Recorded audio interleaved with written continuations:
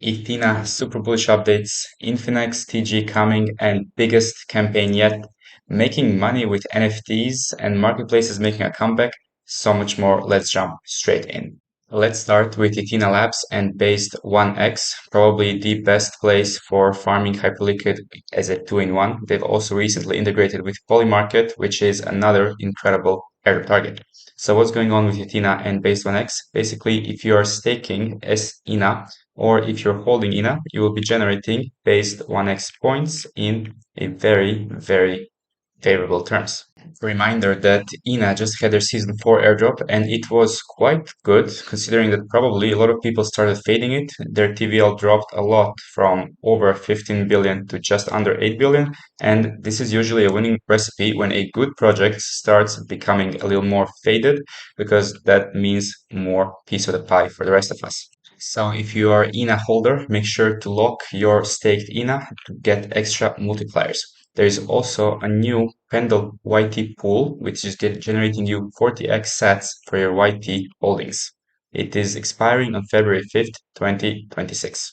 Now let's go into Infinix news, which are amazing. December 1st, Great Run is coming back and there's going to be 2.5 million plus in cash and prizes, but there's also going to be 10% of the upcoming Infinix token supply only in crates.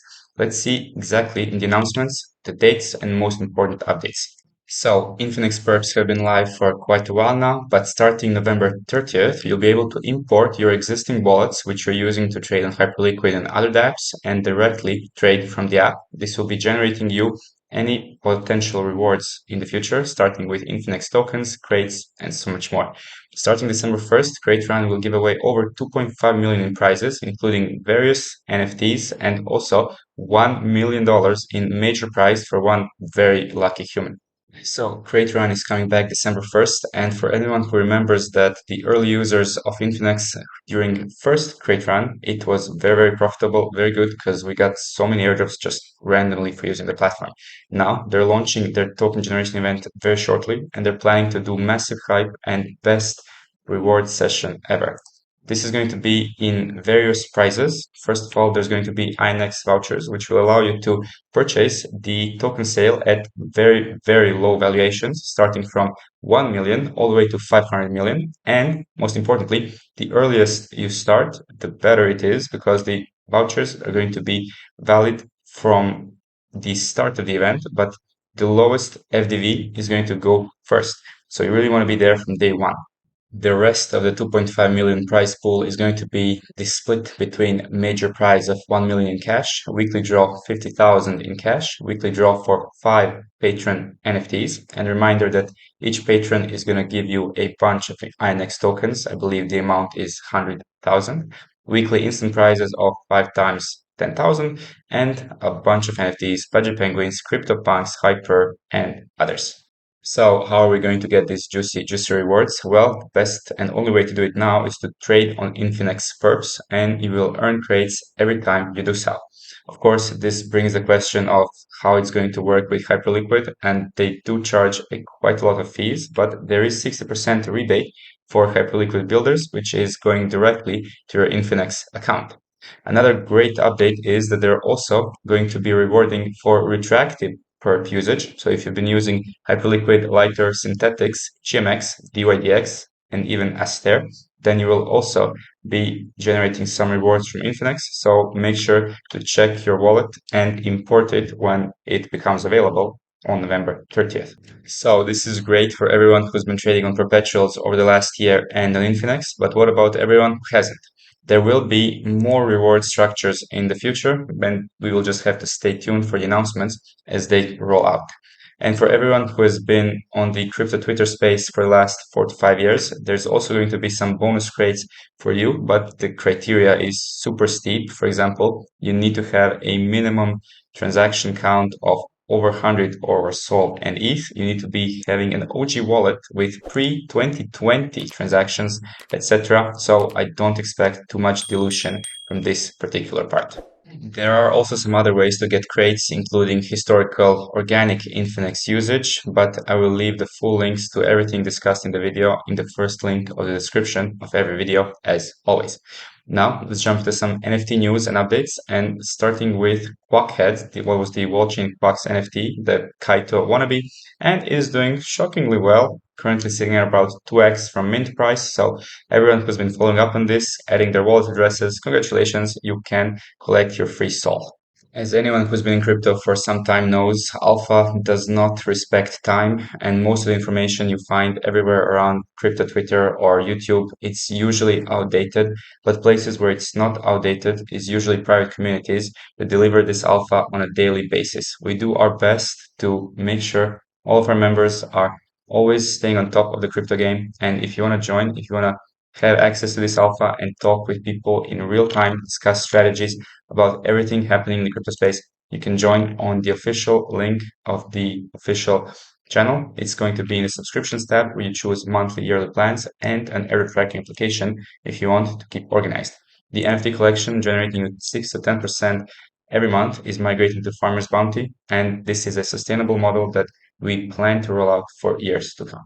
Another good update for Nansen Green, Ice, North, or Star tiers is for Moonbirds. You'll be able to claim your Moonbirds NFT on their official website as well, simply by connecting the wallet and claiming your soulbound token. There is another one, which is actually making me a little less bullish about this collection on Solana to begin with, because they only started with the Solana Seeker and Saga phones, but since then they've diluted this collection quite a lot. But regardless, even if it's not going to be worth much, it might qualify you for future airdrops in the ecosystem, and Moonbirds are supposed to have a token in future. So it is definitely worthwhile to collect it because it's just a couple clicks. Actually, the easiest one that you can collect is the one we mentioned last video from CoinGecko. You just have to add it to your watch list, and that is going to be enough. But Orca one is probably also super easy because you just need to have some historic LP provision on Orca, and you'll be able to claim your collection. I don't suppose that they're all going to be the same value either. So if you can collect some of the more rare ones, such as the ones from the Solana Seeker or Solana Saga, those could be worth a little bit more. Take a look at two main marketplaces for NFTs, namely Magic Eden for Solana and OpenSea for ETH in general. First off, we have Magic Eden super bullish updates that they're going to be doing a buybacks not only of their Magic Eden token, but also of the NFTs on the platform. This is very bullish for Sol NFTs, and let's see exactly how it's going to look like. Of course, the Magic Eden chart we just cannot ignore. They launched around $5 and it has been down only for what feels like forever. But what might indicate this was the bottom is this very bullish news. They will be generating 30% of their secondary market revenue for buybacks, 15% for Magic Eden buybacks, and 15% for NFTs. Whenever a collection on Magic Eden reaches 10,000 SOL in volume, the 15% of the fees generated from that volume will be used to buy back the items from said collection. And from a token perspective, meaning that they've generated 17 million in revenue over the last year, at the current prices, they could actually buy back 26% of the circulating Magic Eden supply. Taking a look at Mad Lads, if Mad Lads alone had 15k SOL volume over the last 30 days, that would mean that 1.5 NFTs can be bought back every month, or 3 NFTs every 2 months. Very bullish for Solana NFTs and maybe, just maybe, even Magic Eden. Not financial advice, and get your own research. Now, the second NFT update for marketplaces from OpenSea is incredibly important for everyone farming it, considering that chests played a major role. And if you're in the wood, iron, or steel tier, which is 96% of the users, you're actually not receiving an OpenSea airdrop. You need to level up to at least titanium tier, in which case you'll be sharing the 25% of the token supply, which is reserved for airdrop number 1. This is quite a substantial amount for airdrops, considering that usually they vary between 3 to 5, 10% in rare cases. 25% could be very generous, but you need to be in the correct chest tier. And let's wrap up with two quick NFT mints and purchases. We have a speculative one with Hop Exchange. If you just go to hop.ag, you can mint your free NFT, and they're saying that the supply is limited. The second one is from Arbitrum. The Arbinot NFT collection mint has finished, but you can get yours on secondary for literal peanuts, 0.015 ape tokens. Could be something in the future. Arbitrum has reserved a substantial amount for future airdrops, so it doesn't hurt to participate in the ecosystem, especially if it's borderline free. And that is a wrap for all the alpha, NFT updates, and marketplace news for today. If you like the content, make sure to like and subscribe with bell notifications on. For questions, comments, I'm waiting for you in the comment section below and in our Discord. As always, thanks for watching, and until next time, have an amazing day.